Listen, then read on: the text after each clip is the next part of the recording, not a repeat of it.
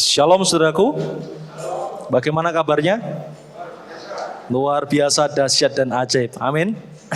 Ya, bukan menjadi sebuah perkataan yang rutin untuk kita sampaikan, tetapi ini menjadi satu perkataan iman saudaraku ya. Agar setiap minggu kita memperkatakan perkataan iman. Tetapi saya mengajak saudara agar setiap waktu dan setiap hari memperkatakan perkataan iman bahwa kehidupan kita adalah kehidupan yang luar biasa, dahsyat dan ajaib. Amin. Ya saudaraku, kita masih dalam satu tema ya, bahwa kita harus membawa terang Kristus bagi dunia ini. Ya, kita membawa terang Kristus kepada dunia ini berbicara tentang kita menjadi berkat dimanapun kita berada. Kita membawa terang yang dimana dunia ini gelap, tidak tahu arah, tidak ngerti kemana mereka akan berjalan. Tetapi melalui kita, mereka akan mengerti kemana mereka akan berjalan dan bagaimana seharusnya mereka berjalan ke dalam Tuhan. Nah saudaraku, Tuhan bisa memakai hidup kita dengan segala hal atau segala aspek. Tuhan bisa memakai di dalam kejayaan saudara, di dalam kemenangan saudara, di dalam keberhasilan saudara. Tuhan juga bisa memakai saudara di dalam proses di mana saudara di dalam kesulitan, ya saudara di dalam tantangan yang saudara hadapi. Tuhan juga bisa memakai saudara di dalam kehancuran saudara sekalipun. Ketiga hal ini saudaraku tidak membatasi karya Allah di dalam hidup kita. Ketika Tuhan mengizinkan di mana situasi itu, satu tujuannya, yaitu untuk memuliakan namanya. Amin. Entah saudara dalam keberhasilan, entah saudara dalam proses, entah saudara dalam kehancuran. Nah, hal ini ketika kita memahami hal ini saudaraku, mulut kita akan berhenti untuk menghujat Tuhan. Ketika kita mengerti hal ini, mulut kita akan berhenti untuk meratapi nasib kita. Dan mulut kita akan kita ganti berbicara, Tuhan, apa kehendakmu di dalam hidupku? Ada sebuah kisah ya di dalam Alkitab yang berbicara tentang hal ini. Mari kita buka di dalam Yohanes pasal yang ke-9. Ya, Yohanes pasal yang ke-9. Pasal ini berbicara satu cerita, saudara. Ya, jarang-jarang gitu. Pasal ini berbicara satu cerita dan itu dari ayat yang pertama sampai yang ke-41. Ya. Tetapi hari ini kita akan, karena waktu kita terbatas, kita akan membaca dari ayat yang pertama sampai yang ke-9. Terus kita nanti akan menyambungnya dari ayat yang ke-35 sampai yang ke-37. Kita akan belajar inti dari cerita ini. Mari kita lihat di dalam Yohanes pasal yang ke-9. Ya, untuk pembacaan pertama itu dari ayat yang pertama sampai yang ke-9. Saya akan membacakan bagi saudara. Saudara bisa melalui Alkitab saudara masing-masing atau handphone saudara yang ada Alkitabnya masing-masing. Ya, saya sarankan ketika ada WA atau apa, tolong jangan diterima dulu, fokus kepada firman Tuhan hari ini. Ya, Yohanes pasal 9 ayat pertama sampai yang ke-9, demikianlah firman Tuhan. Waktu Yesus sedang lewat, ia melihat seorang yang buta sejak lahirnya. Murid-muridnya bertanya kepadanya, Rabi, siapakah yang berbuat dosa, orang ini sendiri atau orang tuanya, sehingga ia dilahirkan buta? Jawab Yesus, bukan dia dan bukan juga orang tuanya, tetapi karena pekerjaan-pekerjaan Allah harus dinyatakan di dalam dia. Kita harus mengerjakan pekerjaan Dia yang mengutus aku selama masih siang, akan datang malam, di mana tidak ada seorang pun dapat bekerja. Selama aku di dalam dunia, akulah terang dunia. Setelah ia mengatakan semuanya itu, ia meludah ke tanah dan mengaduk ludahnya itu dengan tanah, lalu mengoleskannya pada mata orang buta tadi dan berkata kepadanya, pergilah, basuhlah dirimu dalam kolam Siloam. Siloam artinya yang diutus. Maka pergilah orang itu, ia membasuh dirinya lalu kembali dengan matanya sudah melek. Tetapi tetangga-tetangganya dan mereka yang dahulu mengenalnya sebagai pengemis berkata, bukankah dia ini yang selalu mengemis? Ada yang berkata, benar, dialah ini. Ada pula yang berkata, bukan, tetapi ia serupa dengan dia. Orang itu sendiri berkata, benar, akulah dia. Nah, pembacaan yang kedua saudaraku, mari kita lihat di ayat yang ke-35. Ya. Ayat 35 sampai yang ke-38. Firman Tuhan demikian. Yesus mendengar bahwa ia telah diusir keluar oleh mereka. Kemudian ia bertemu dengan dia dan berkata, percayakah engkau kepada Anak Manusia? Jawabnya, siapakah dia Tuhan, supaya aku percaya kepadanya? Kata Yesus kepadanya, engkau bukan saja melihat dia, tetapi dia yang sedang berkata-kata dengan engkau, dialah itu. Katanya, aku percaya Tuhan. Lalu ia sujud menyembahnya. Saudaraku, ya, cerita ini luar biasa sekali. Dan saya sangat suka, salah satu cerita yang saya suka di dalam Injil Yohanes. Ya, kalau saudara melihat di Injil yang lain, tidak ada, saudara. Hanya ada di Yohanes tentang hal ini. Nah saudaraku, orang buta ini, tadi kalau kita membaca di ayat yang pertama, orang buta ini, dia buta karena kecelakaan, atau buta sejak lahirnya? Sejak lahir. Ya. Ini artinya apa saudaraku? Orang yang buta sejak lahir, mungkinkah dia nantinya dapat melihat? Nah, kalau orang buta karena kecelakaan, ya, terus dia masuk ke dunia medis, mungkin saja ada saraf-saraf tertentu yang bisa dibenerin oleh dokter dan akhirnya dia bisa melihat lagi. Ya, bisa secara medis atau bisa secara natural. Saya kurang mengerti soal dunia medis. Ya. Ya, bisa. Tetapi bagaimana jika seseorang dari lahirnya dia sudah buta? Artinya apa? Retinanya sudah rusak, tidak berfungsi. Bagian matanya sudah tidak bisa berfungsi apapun untuk dia dapat melihat. Inilah yang dialami orang buta sejak lahir ini, saudara. Ya. Terus dia ketemu dengan Tuhan Yesus dan Tuhan menyembuhkan. Tadi kita hanya baca beberapa part saja ayat. Setelah ketemu Tuhan Yesus sembuh, dia ketemu orang Farisi, di situ diinterogasi. Ya, kamu sembuhnya bagaimana? Siapa yang menyembuhkan? Dan bla bla bla bla bla bla sampai ketemu dengan orang tuanya si buta ini. Orang tuanya bilang, loh, dia sudah gede, tanya sendiri dong sama dia. Akhirnya dia menjelaskan banyak hal, tapi akhirnya diusir atau dibuang oleh orang-orang Farisi. Ketika dia dibuang, ayat yang pembacaan kedua tadi, kita dapat melihat, ketika dia dibuang, Yesus datang. Dan Yesus menyatakan dirinya. Saudaraku, ini kalau kita membaca satu pasal ini intinya itu. Nah, kita akan belajar hari ini, saudara. Kenapa ya ada orang yang butanya sejak lahir? Kalau saya mau ajak saudara untuk kita melihat di dalam Kejadian pasal yang pertama. Ketika Tuhan ciptakan manusia, perkataan firman yang keluar dari lidah Allah apa? Yang keluar dari mulut Allah. Ketika sudah ciptakan manusia, sebelum ciptakan manusia, ciptakan yang lain, Tuhan bilang apa? Sungguh baik, sungguh baik, sungguh baik. Ya. Ketika ciptakan manusia, sungguh amat baik. Bedanya apa, saudara? Ciptaan yang lain, oh iya baik. Tetapi ketika ciptakan manusia, wah spesial. Ini perfect and excellent nih. Ya, sempurna dan unggul dari ciptaan yang lain. Tuhan mau ngomong seperti itu dalam Kejadian. Jadi manusia itu spesial. Aku menciptakan ciptaan yang baik, tapi ini loh ciptaanku yang paling perfect nih, yang paling sempurna. Oh ya, semuanya perfect. Ya, tetapi spesialitasnya berbeda dengan ketika menciptakan manusia. Itu saudara, karya Tuhan. Saya mau tanya kepada saudara sekarang.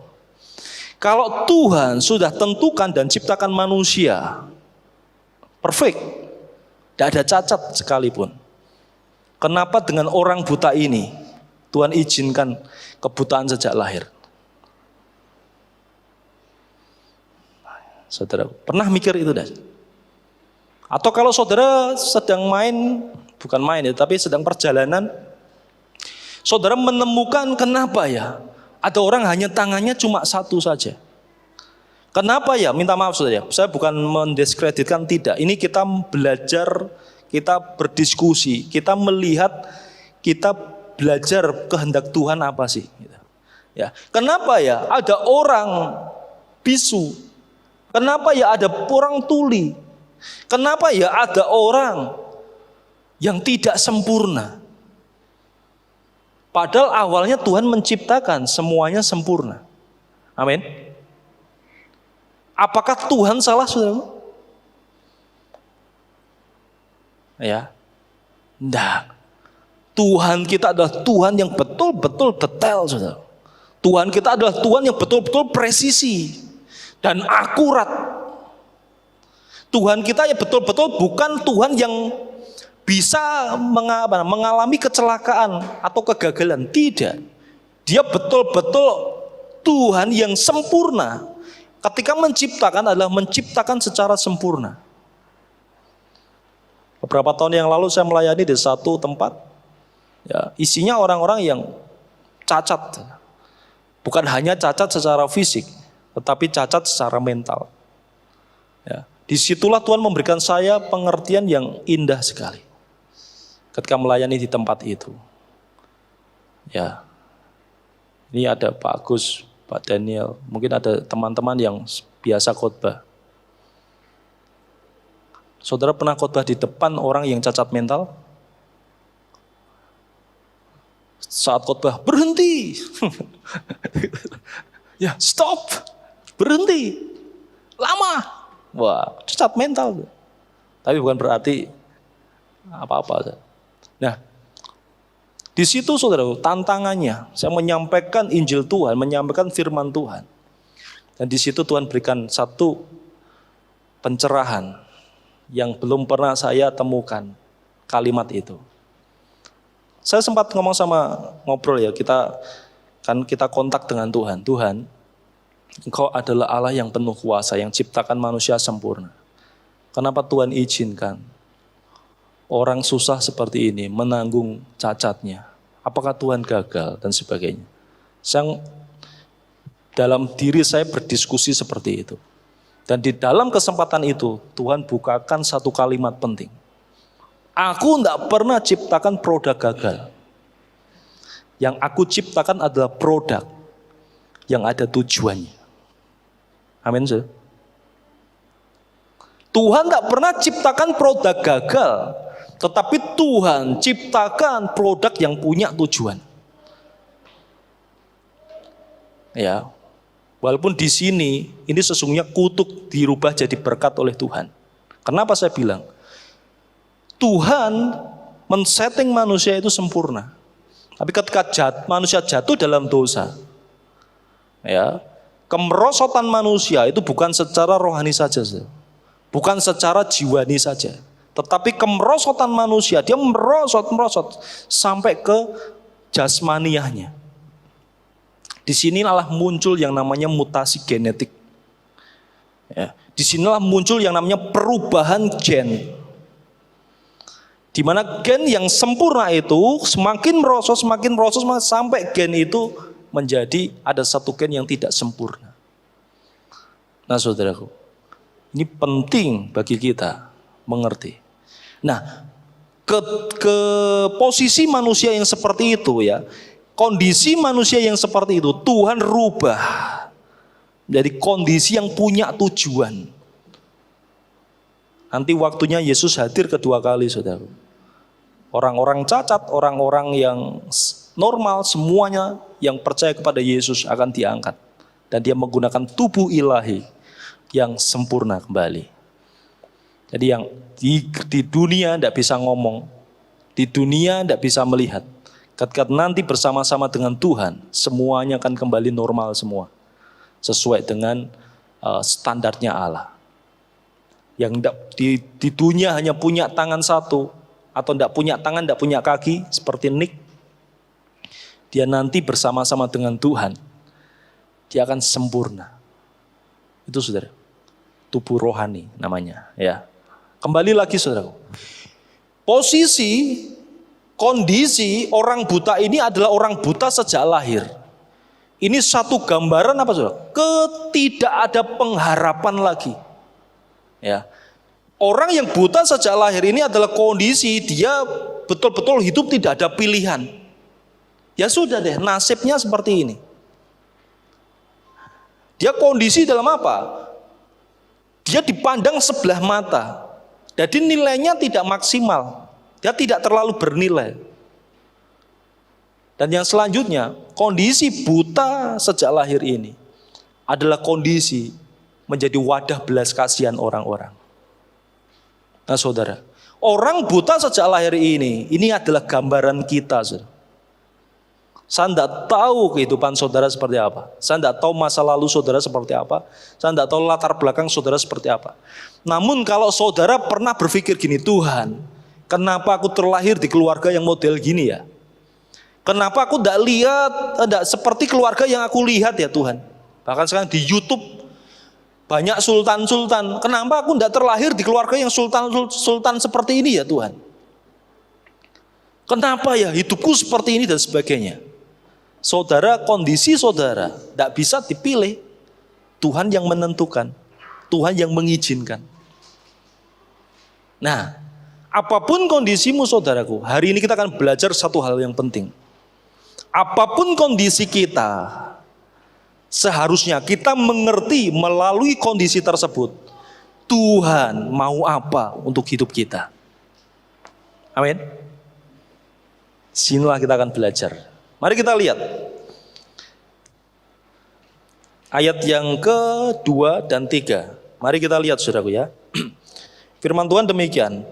Murid-muridnya bertanya kepadanya, Rabi, siapakah yang berbuat dosa, orang ini sendiri atau orang tuanya, sehingga ia dilahirkan buta?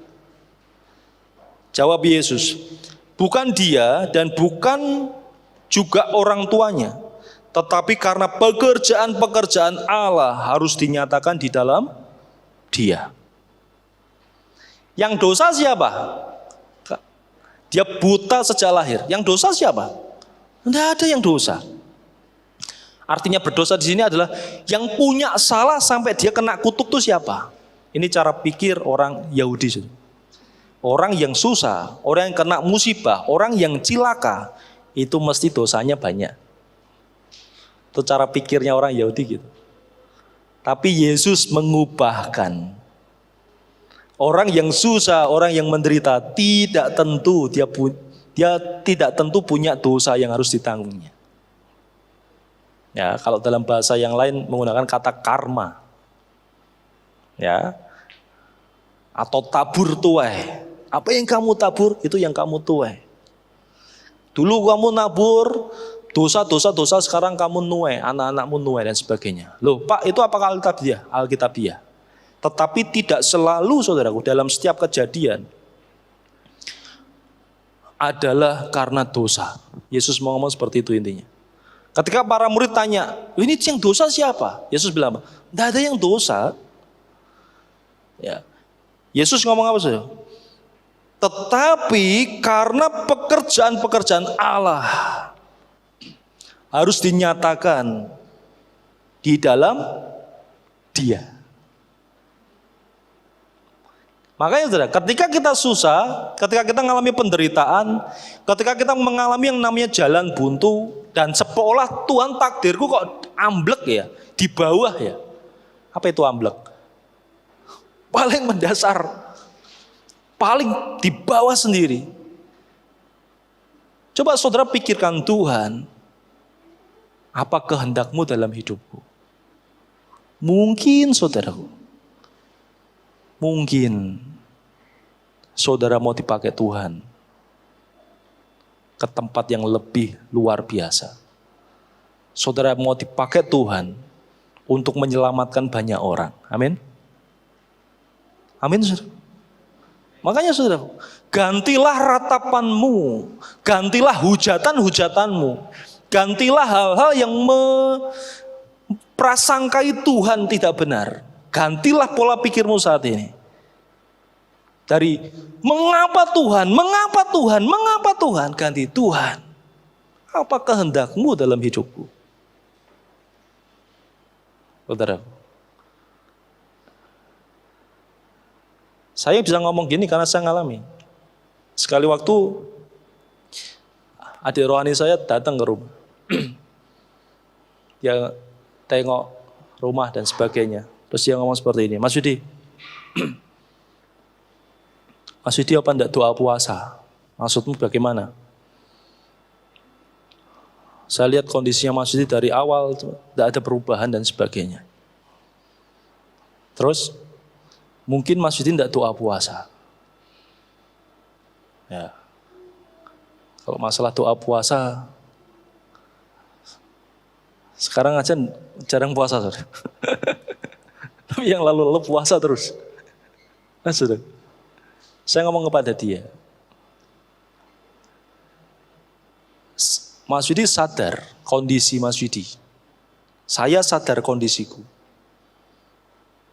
Karena saya sadar besok Tuhan akan pakai untuk jiwa-jiwa. Saya sadar saya harus menderita sekarang. Saya sadar saya harus susah sekarang. Saya sadar saya harus dalam kondisi ini. Dan menang dalam kondisi ini. Bukan cuma dalam kondisi ini, tapi apa? Menang dalam kondisi ini. Jadi ini bukan masalah doa puasa. Terima kasih, kamu sudah memberikan masukan. Tetapi itu sudah saya lakukan semuanya. Ya, dari awal saya melayani Tuhan. Saya pernah juga berpikir seperti itu. Kenapa ya Tuhan? Dari awal aku melayani Engkau, susah terus. Ya, susah terus. Saya pernah ngerjain bisnis, saudara. Ya, saya tidak anti bisnis, tidak. Saya pernah ngerjain bisnis. Lumayan loh bisnis, ya. Cari uang satu hari, ya ini di level saya ya saat itu. Cari uang 200-300 ribu sehari itu bisa, itu ya, mudah dengan bisnis. Ya. Kenapa ya enggak tak jalani terus ya? Dan biar hidupku enak. Tapi saya mau menyadari di sini saja. Panggilanku bukan itu. Bahkan ada suara panggilanmu. Aku memanggil engkau, bukan untuk itu. Tapi saya bukan anti bisnis, saja. Tidak. Ada waktunya Tuhan tolong hamba-hamba Tuhan melalui bisnis. Amin. Ada waktunya. Nah ini private callingnya. Jadi panggilan pribadi saya. Jadi ini tidak bisa di saudara contoh-contoh, tidak bisa. Tapi ini pergumulan saya dengan Tuhan. Saya ngomong seperti ini. Tuhan, boleh enggak aku bisnis, tapi aku melayani Engkau. Aku tidak usah ambil persembahan kasih dari gereja. Kan itu kan juga menjadi berkat bagi gereja Tuhan. Jadi saya bilang, no. Panggilanmu untuk mengajar. Panggilanmu untuk memberitakan firman-Ku. Bukan untuk bisnis. Maka saya tinggalkan. Saya ada istri, tanya istri saya. Kami lumayan ya. Lumayan. Kami tinggalkan. Untuk apa saudara? Untuk beritakan firman.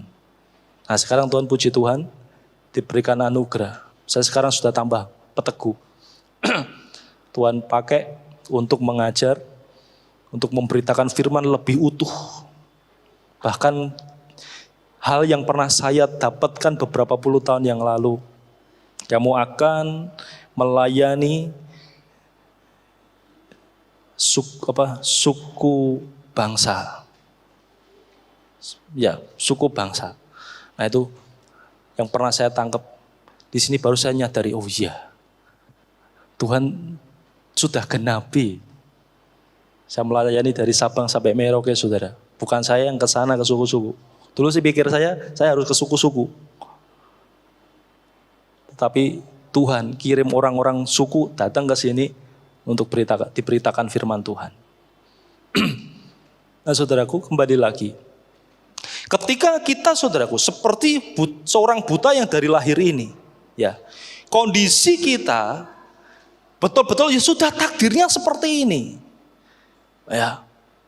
Saya bicara kepada saudara melalui firman Tuhan ini. Mari kita sadari apa tujuan Allah dalam hidup kita. Firman Tuhan tadi katakan kan, tetapi karena pekerjaan Allah, Tuhan tidak berarti loh. Tetapi karena pekerjaan Allah, bukan gitu loh. Tetapi karena apa? Pekerjaan Allah harus dinyatakan di dalam Dia. Artinya apa? Tidak ada sesuatu yang sela, yang Jadi berkontinu, saudaraku. Tuhan mau pakai engkau utuh. Tuhan mau pakai engkau utuh. Ya. Ketika saya masa-masa transisi saja, saya tidak mau ke sana kemari. Saya datang ke dosen saya saat itu.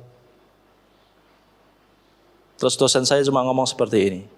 Sorry ya, Nang, saya ngomong pakai bahasa Jawa. Ini lebih dalam. Gusti arep ngopeni kowe. Apa? Gusti arep ngopeni kowe sautuhe. Udah kalimat ini saudara. Tuhan akan melihara kamu setotalitasnya, sepenuhnya. Nah, itu dalam kondisi itu. Nah, ketika saya membaca ayat ini saudara, Tuhan terima kasih. Kadang Tuhan izinkan penderitaan, kadang Tuhan izinkan kekurangan, kadang Tuhan izinkan keterbatasan, semuanya itu saudaraku, untuk kuasa Allah nyata di dalam hidup kita. Amin. Saat ini apapun saudara yang saudara alami, Tuhan mau pakai engkau untuk pekerjaan-pekerjaannya di dalammu. Amin. Amin saudaraku. Berhenti mengeluh. Berhenti menyalahkan keadaan, berhenti menyalahkan Tuhan. Ganti lidah saudara, ganti pikiran saudara dan hati saudara. Tuhan, apa yang Tuhan kehendaki di dalam hidupku ini, di dalam kesulitanku ini, di dalam kesusahanku ini. Nah saudara, dan percaya saudara, ketika Tuhan mengizinkan itu, Tuhan tidak tutup mata. Tuhan tidak tutup mata. Tuhan sendiri yang akan memulihkan hidupmu. Ya, Tuhan sendiri yang akan mengangkatmu. Dan Tuhan sendiri yang akan memakaimu luar biasa. Amin. Mari kita lihat saudaraku ayat ini. Ya. Ketika Yesus sudah menyatakan hatinya, bukan dia dan bukan juga orang tuanya. Karena pekerjaan-pekerjaan Allah harus dinyatakan di dalam dia. Tuhan sudah menyatakan pikirannya. Dan bla bla bla bla bla, ayat yang ke-6. Tuhan ngomong apa? Setelah ia mengatakan semuanya itu, atau setelah Yesus mengatakan semuanya itu, artinya apa? Seluruh kehendak Tuhan sudah dinyatakan, maka ini, ia meludah ke tanah dan mengaduk ludahnya dengan tanah, lalu apa? Mengoleskannya pada mata orang buta tadi, dan sembuh tidak? Belum. Lanjutnya apa saudara? Dan berkata kepadanya, apa? Pergilah, basuhlah dirimu dalam kolam Siloam. Siloam artinya yang diutus. Maka pergilah orang itu, ia membasuh dirinya, lalu kembali dengan matanya yang melek. Berarti matanya awalnya cuma gini.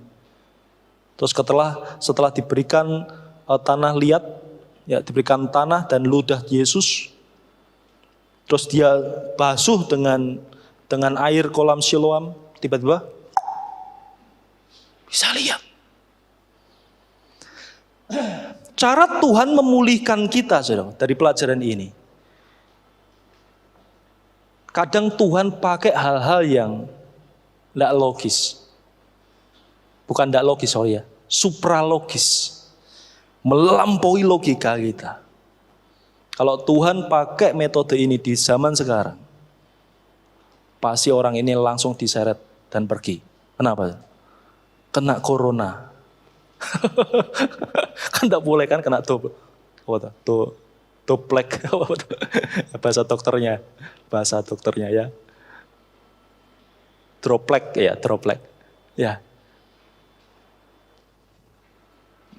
Kenapa ya Tuhan? Saya pikir gini, kenapa ya Tuhan ya? Tidak langsung sini matamu, tidak sembuh. Kenapa ya? Harus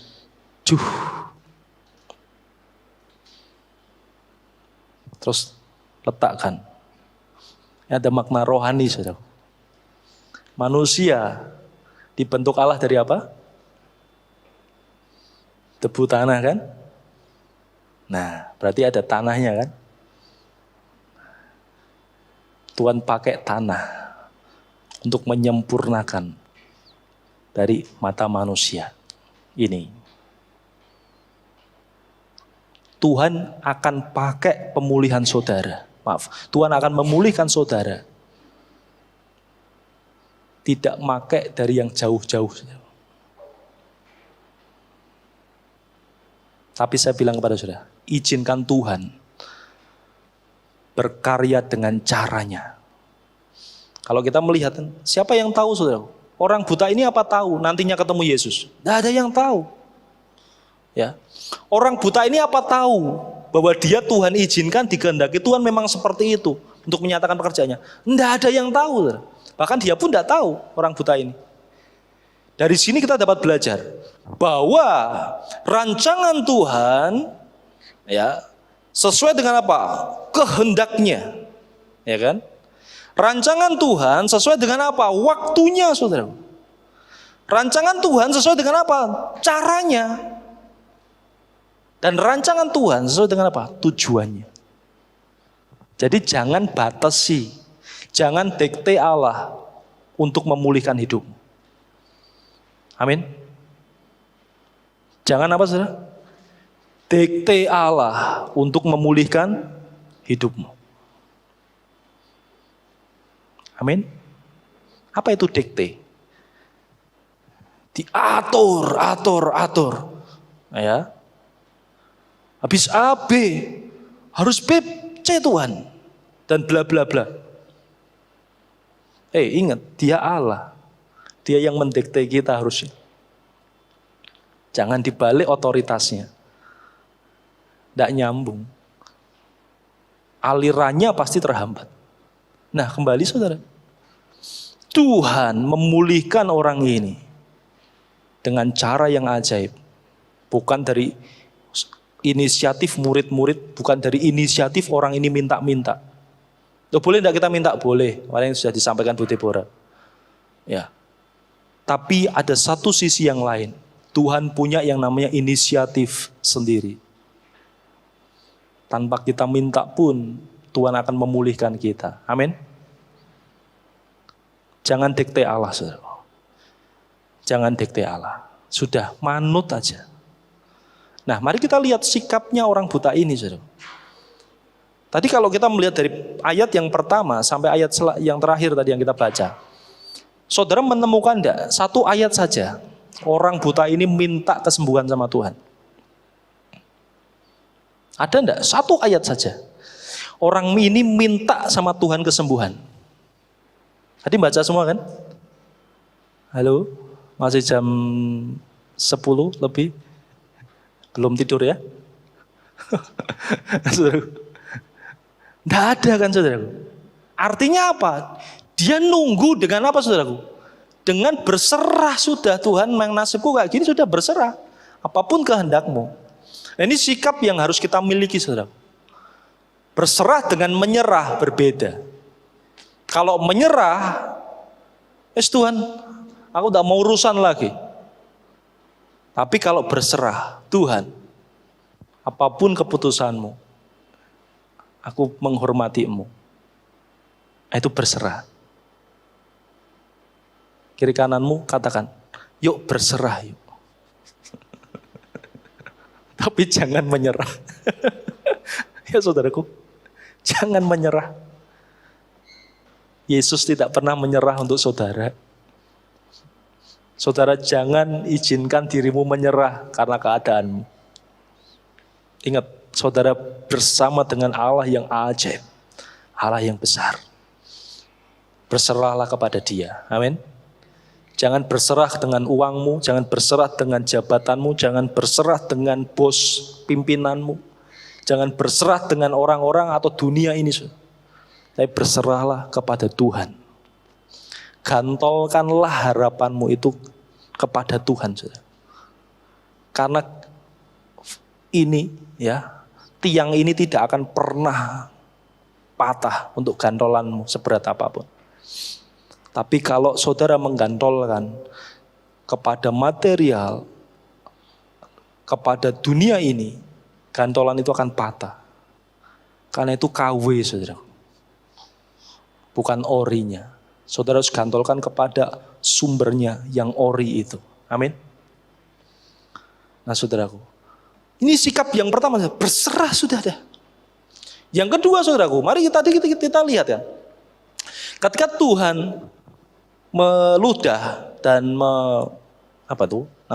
menggunakan tanah ini untuk mata orang buta ini, dia langsung sembuh enggak? Tidak. Tuhan ngomong apa? Sekarang kamu basuh dirimu. Kemana? Ke kolam Siloam. Kalau itu saudara akan tanya sama Yesus enggak? Tuhan lah kenapa? Tanya gitu enggak? Logika manusia selalu akan bertanya, Tuhan kenapa kok harus dibasuh? Tuhan kenapa bla bla bla bla bla bla bla blanya. Tapi orang buta ini dia konfrontasi dengan Tuhan enggak? Enggak. Yang dilakukan apa sih? Apa? Taat. Sudah. Tuhan ngomong apa? Basuh ke Siloam. Basuh ke kolam Siloam. Dan yang dilakukan apa? Ya sudah, taat. Bukan nabrak-nabrak, saudara. Tapi setelah dibasuh, pulih. Yang kedua, Tuhan akan memulihkan hidupmu, saudara. Tidak usah saudara ribut-ribut. Percaya saja, sudah percaya. Yang pertama apa? Berserah. Dah. Yang kedua apa? Taat. Kerjakan kehendak Tuhan, sudah taat. Dah, taat aja. Dan yang ketiga, saudaraku, ketika saudara dipulihkan hidupmu, orang buta itu didatangi Tuhan Yesus. Orang buta ini percaya enggak sama Tuhan? Percaya. Dia mengakui bahwa pekerjaan ini dari Tuhan. Dia percaya ini loh anak Allah. Ya, di dalam terjemahan yang kita baca tadi anak manusia. Tapi saudara kalau lihat King James Version, menggunakan kata Son of God. Ya, saya sudah melihat di bahasa Yunaninya menggunakan kata Huios Theos, anak Allah. Ya, jadi anak manusia yang diterjemahkan di dalam terjemahan ini sebuah gelar, saudara. Anak manusia, sebuah gelar. Ya, satu sisi bicara tentang manusiawi Yesus, satu sisi bicara tentang keilahian Yesus di dalam kemanusiaannya. Nah, saudaraku, lain waktu bicara tentang kristologi. Nah, saudaraku, kembali lagi. Dia percaya sama Tuhan. Dia percaya. Dan selanjutnya, saudara, kalau kita lihat, saudara bisa cek itu di ayat yang ke 38. Dia bukan hanya percaya, tapi apa? Lalu apa? Sujud menyembahnya. Ini bicara tentang pengakuan, ini bicara tentang penghormatan kepada Tuhan. Kata sembah itu bukan gini, saudara. Kata sembah itu sampai ndelosor. Saya mau, ya, ndelosor. Ndelosor, itu sembah. Jadi betul-betul menyembah sampai saudara di lantai, dan tengkurap. Ya tahu tengkurap itu namanya. Nah, itu kata menyembah Tuhan. Itu bicara tentang apa? Kerendahan diri, merendahkan hati yang serendah-rendahnya di hadapan Tuhan. Nah, saudara. Ya, tapi ini bukan berbicara tentang fisik. Maka ketika saudara menyembah Tuhan, kita nyanyi di hadapan Tuhan, kita nyanyi dengan hati kita yang serendah-rendahnya di hadapan Tuhan. Bagimu hormat, bagimu kemuliaan. Semua orang bisa nyanyi, tetapi orang yang nyanyi sampai kedalaman hati, bagimu hormat. Jadi dengan hati yang betul-betul rendah di hadapan Tuhan, tidak semua orang melakukannya. Tapi orang ini sudah sujud menyembah Dia. Saudaraku, hari ini kita belajar satu hal yang penting. Tidak penting situasi dan kondisimu. Yang terpenting adalah Tuhan izinkan situasi dan kondisimu itu untuk tujuan apa. Tuhan mau mengerjakan apa dalam hidupmu. Itu yang penting. Dan ingat saudara, ketika Tuhan mengizinkan situasi itu, Tuhan sudah sediakan pertolongannya. Tuhan sudah sediakan kekuatannya untuk menolongmu, memulihkanmu. Kuncinya bagaimana? Saudara berserah seutuhnya sama Tuhan. Kuncinya apa? Taat sudah. Tidak usah konfrontasi sama Tuhan. Kuncinya apa? Saudara percaya sama Tuhan. Dan yang keempat, hormati Dia, saudara. Sembah Dia. Nah, terakhir, berkat terakhir yang saya sampaikan. Ketika orang buta ini dalam kondisi buta, dia bertemu dengan Tuhan. Dia ngerti Yesus adalah Tuhan atau belum? Belum, ya. Tetapi setelah dia dipulihkan Tuhan, di hadapanmu ini, itulah dia. Dia langsung kenal Tuhan enggak? Kenal Tuhan. Ngerti Tuhan. Artinya apa, saudara? Ketika seseorang dipulihkan, itu seharusnya, saudaraku, dia semakin mengenal Tuhan, semakin menghormati Tuhan. Itu ciri pemulihan yang dari Tuhan. Itu ciri pemulihan yang hakiki, seharusnya seperti itu. Semakin dipulihkan, semakin hidupnya diberkati, semakin hidupnya penuh anugerah Allah, dia semakin melek. Ini loh Tuhan. Amin. Kalau tadi dia melawur-melawur, ini siapa, ini nabi apa?